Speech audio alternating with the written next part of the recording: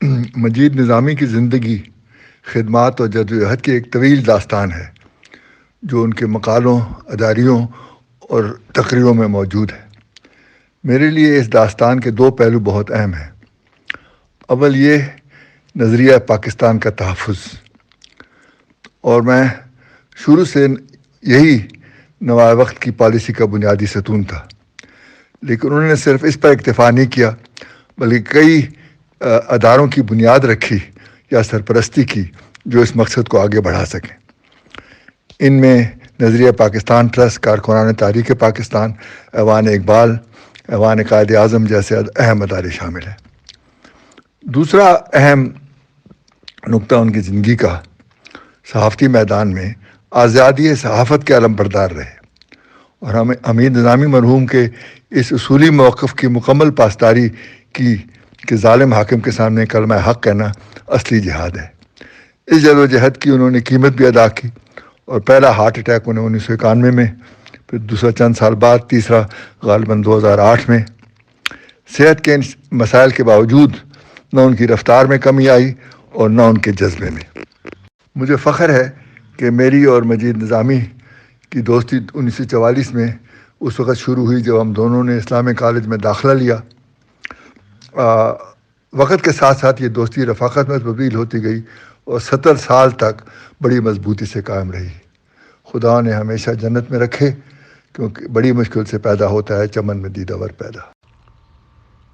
نحمدہ ونصلی علی رسولہ الکریم۔ بسم اللہ الرحمن الرحیم۔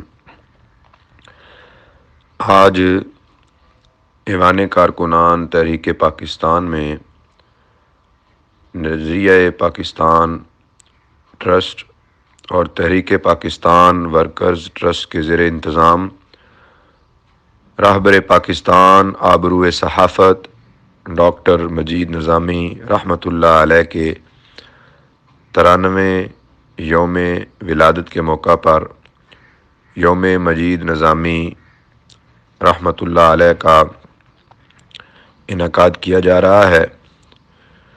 اس سلسلہ میں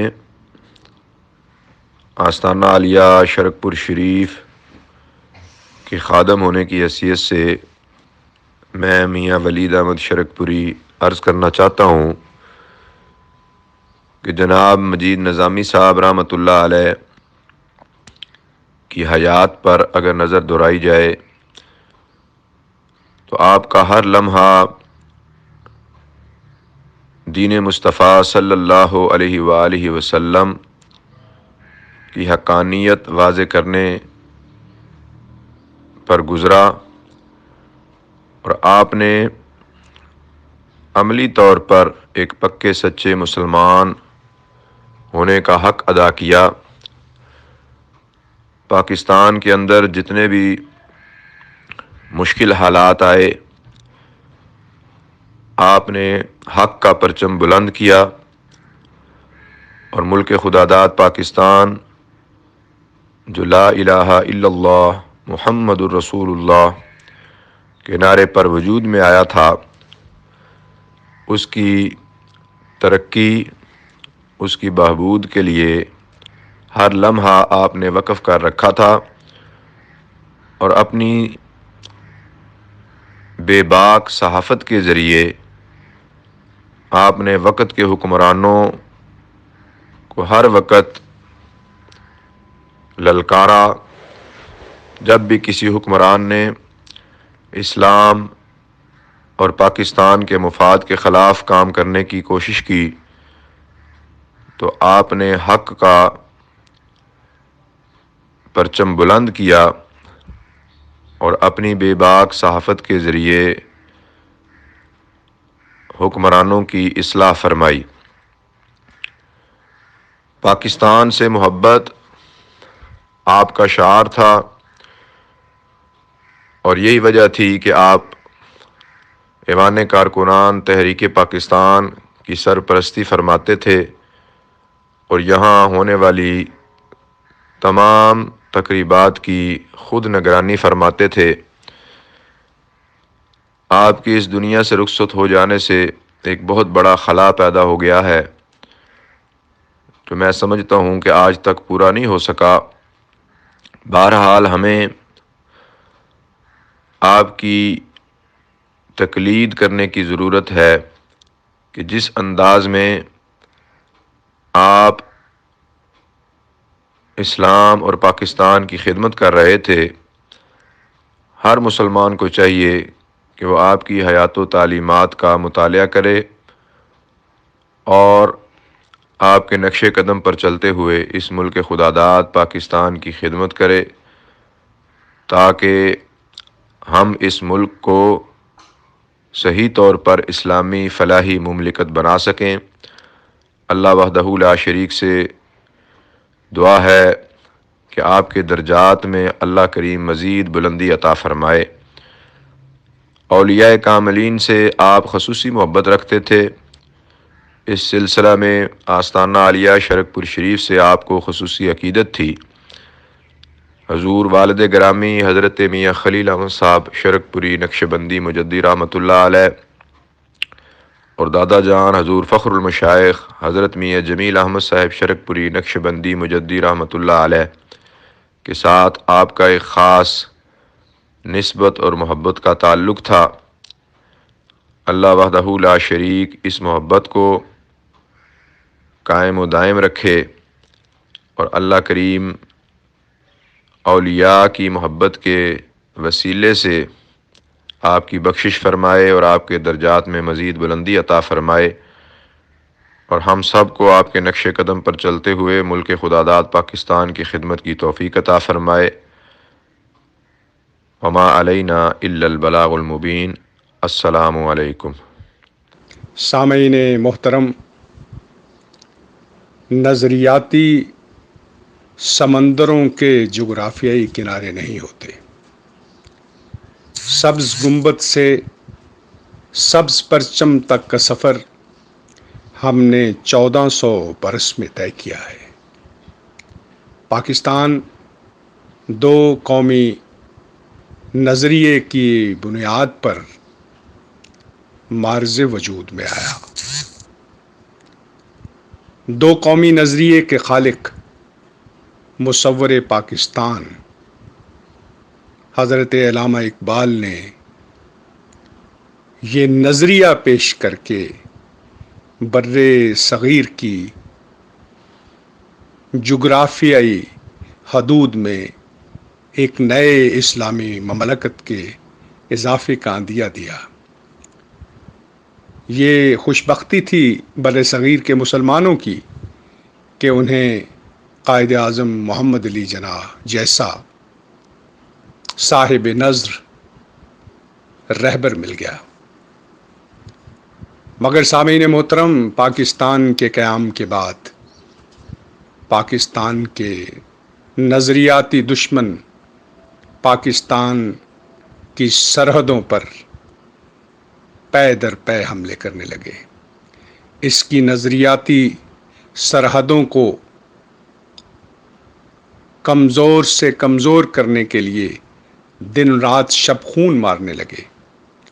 مگر قوم کی خوش نصیبی تھی کہ آج کے دن پیدا ہونے والے مجید نظامی موجود تھے، جن کو دیکھ کر محسوس ہوتا تھا کہ تحریک پاکستان کے دوران ہمارے جو بزرگ تھے، ہمارے جو جوان تھے، ہمارے جو ورکرز تھے، وہ کیسے ہوں گے۔ تو مجید نظامی صاحب کو دیکھ کر وہ خوشبو ہمیں محسوس ہوتی تھی، وہ تحریک ہمیں محسوس ہوتی تھی، وہ نظریہ ہمیں جیتا جاگتا محسوس ہوتا تھا کہ اگر ہمارے قائدین جنہوں نے پاکستان بنا دیا، جن لوگوں نے، وہ کیسے تھے، تو وہ مجید نظامی جیسے تھے۔ تو مجید نظامی ایک عظیم انسان تھے، ایک عظیم پاکستانی تھے، محب وطن۔ وہ قائد اعظم اور علامہ اقبال کے حقیقی جانشین تھے، نظریاتی جانشین تھے، اور نظریہ پاکستان ٹرسٹ جو ان کی بصیرت افروز قیادت کا ایک مجسمہ ہے، وہ اس کے نظریاتی DUHQ کے عظیم جرنیل تھے جنہوں نے ساری زندگی پاکستان کے نظریاتی دشمنوں کے خلاف اپنی زندگی بسر کی، اور بڑی جرت کے ساتھ ان کے ہوتے ہوئے کسی شخص کو پاکستان کے خلاف بولنے کی ہمت نہیں ہوتی تھی۔ آج وہ ہم میں موجود نہیں ہیں، لیکن جس طرح حفیظ جلندری کا قومی ترانہ جب ہماری سماعتوں کو رونق بخشتا ہے تو حفیظ جلندری یاد آتے ہیں اس ترانے کے وقت، تو جب نعرہ نظریہ پاکستان لگتا ہے تو اس وقت مجید نظامی ہمیں اپنے بہت قریب محسوس ہوتے ہیں۔ انہوں نے نئی نسل کو جو ہے اس کی پرداخت کی ہے، پرورش کی ہے نظریہ پاکستان کے لیے۔ آج مشرق وسطیٰ میں جو نظریہ پاکستان کی شمع جل رہی ہے، اس میں ان کی قیادت کا بہت بڑا ہاتھ ہے، اور جب تک پاکستان ہے مجید نظامی کا نام زندہ ہے، جب تک پاکستان ہے نظریہ پاکستان زندہ ہے، انشاءاللہ۔ خدا حافظ۔ محترم مجید نظامی صاحب کلمہ حق کہنے والے مجاہد صحافت تھے۔ آج وہ ہمارے درمیان نہیں ہیں، مگر آج بھی وہ ہمارے دلوں میں بستے ہیں۔ صحافت کے میدان میں ان کی کمی آج بھی بڑی شدت سے محسوس کی جا رہی ہے۔ لوگ دعوے تو بہت کرتے ہیں، مگر جب انہیں زندگی کے پل صراط پر گزرنا پڑے تو لڑکھڑا کر گر پڑتے ہیں۔ مگر محترم ڈاکٹر مجید نظامی صاحب ساری زندگی پورے قد کے ساتھ کھڑے رہے۔ یہ بہت مشکل کام تھا، آسان کام نہیں تھا۔ انہوں نے ہر جابر سلطان کے سامنے کلمہ حق کہا اور مشکل ترین حالات کے ڈٹ کر مقابلہ کیا۔ ان کے نظریات سے کسی کو اختلاف ہو سکتا ہے، مگر ان کی بے باکی اور ثابت قدمی سے کوئی انکار نہیں کر سکتا۔ وہ اپنے عظیم بھائی محترم حمید نظامی کی شاندار روایات کے علمبردار تھے۔ انہوں نے اپنی زندگی میں درپیش آنے والے مقامات آہ و فغاں کا بڑی دلیری، حوصلے اور بہادری سے مقابلہ کیا۔ کوئی آمر ان کو خرید نہ سکا، نہ جھکا سکا۔ مجید نظامی صاحب نے ماضی کی یادیں تازہ کرتے ہوئے راکم کو بہت سے واقعات سنائے، جن سے پتہ چلتا ہے کہ چاہے وہ جنرل ایوب خان ہو، جنرل یحییٰ خان ہو یا جنرل ضیاء الحق ہو، وہ کسی سے کبھی خوفزدہ نہیں ہوئے تھے، اور ان کی آنکھوں میں آنکھیں ڈال کر دل کی بات کہتے تھے۔ اور بات دل کی کیا تھی ان کی؟ وہی بات تھی جو جمہوریت کے ساتھ ان کی ایک محبت تھی، ان کی اسلام کے ساتھ محبت تھی، پاکستان کے ساتھ محبت تھی، ان کی کشمیر کاز کے ساتھ محبت تھی۔ اس پر انہوں نے کبھی سمجھوتا نہیں کیا۔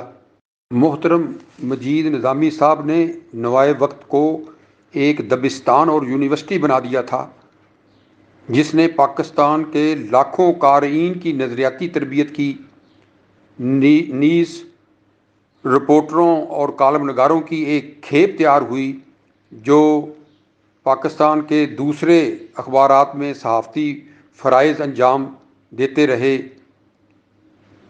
محترم نظامی برادران اپنی منفرد صحافتی خدمات کی بنا پر تاریخ میں ہمیشہ زندہ رہیں گے۔ ان کی شخصیات کو جرنلزم کے نصاب کا حصہ بنایا جاتا رہے گا۔ اللہ تعالیٰ ان کی مغفرت فرمائے، ان کے درجات بلند کرے۔ یقیناً وہ اللہ کی پسندیدہ شخصیت تھے، کیونکہ انہوں نے ہمیشہ حقوق العباد کے لیے آواز اٹھائی۔ اس ملک کے پسے ہوئے طبقات سے ان کو محبت تھی، ان کے مسائل سے ان کو محبت تھی۔ نوائے وقت کو انہوں نے عام آدمی کے مسائل کا ترجمان بنایا، اور ہر مظلوم آدمی کی آواز جو ہے وہ نوائے وقت میں اٹھاتے رہے۔ تو آج وہ ہمارے درمیان نہیں ہیں، ان کی کمی بڑی شدت سے آج بھی ہمیں محسوس ہو رہی ہے۔ اللہ تعالیٰ ان کے درجات بلند کرے۔ بسم اللہ الرحمن الرحیم۔ میرا نام میاں حبیب ہے، میں کالم نگار ہوں، تجزیہ نگار ہوں، مختلف قومی اخبارات میں ایڈیٹر رہا ہوں اور صحافت کے شعبہ سے پچھلے 33 سال سے منسلک ہوں۔ یقین کریں کہ آج بھی مجید نظامی صاحب کے حوالے سے بات کرتے ہوئے ایسے محسوس ہوتا ہے جیسے چھوٹا منہ اور بڑی بات۔ وہ ایک عظیم شخصیت تھے اور وہ ہمیشہ صحافت کی تاریخ میں زندہ اور جاوید رہیں گے۔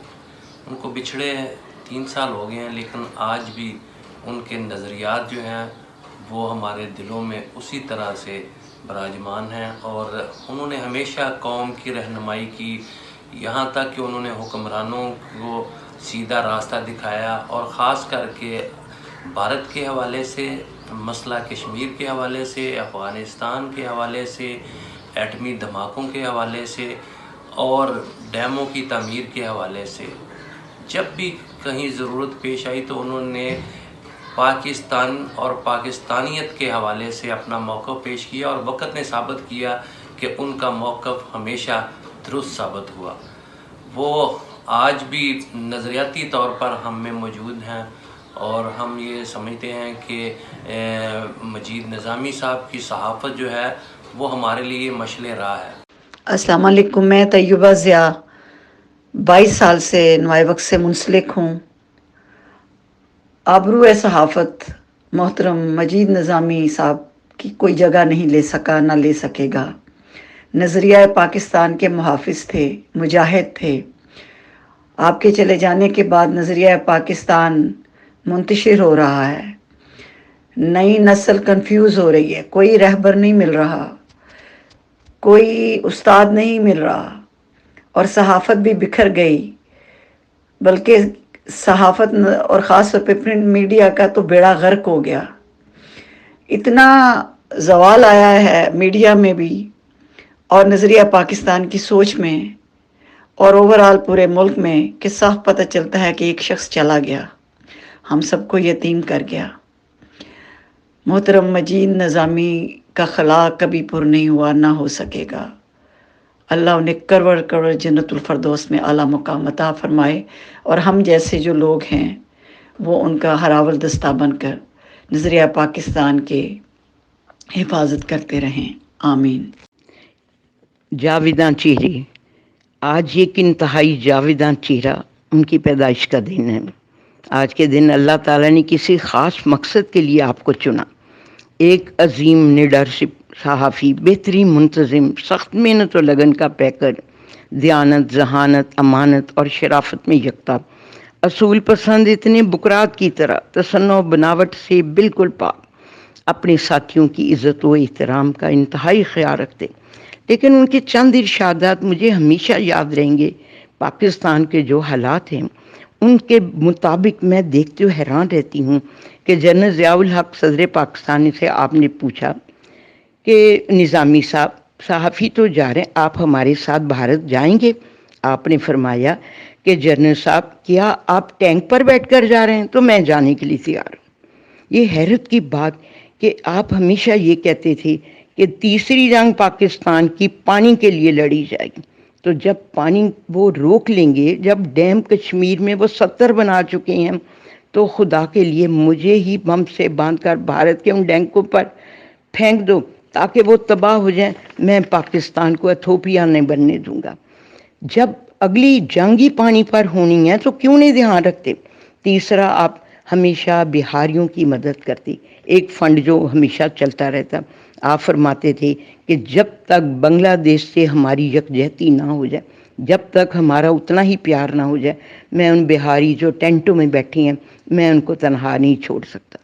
آپ نے ایٹم بم بنانے کے لیے ڈاکٹر عبدالقدیر خان کے ساتھ جس طرح نواز شریف صاحب کو یہ باور کروایا کہ یہ ایٹم بم نہیں بنے گا تو ہم کیا کریں گے، وہ تو بھارت ہمیں دھمکیاں ہی دیتا جا رہا ہے۔ سمر سکول، دنیا کی واحد نظریاتی سکول، یونیورسٹی، آپ اس کے بانی، قائد اعظم، مادر ملت، علامہ اقبال کی شیدائی، پاکستان کی محبت ہمیشہ حرص جان بنا رکھا تھا۔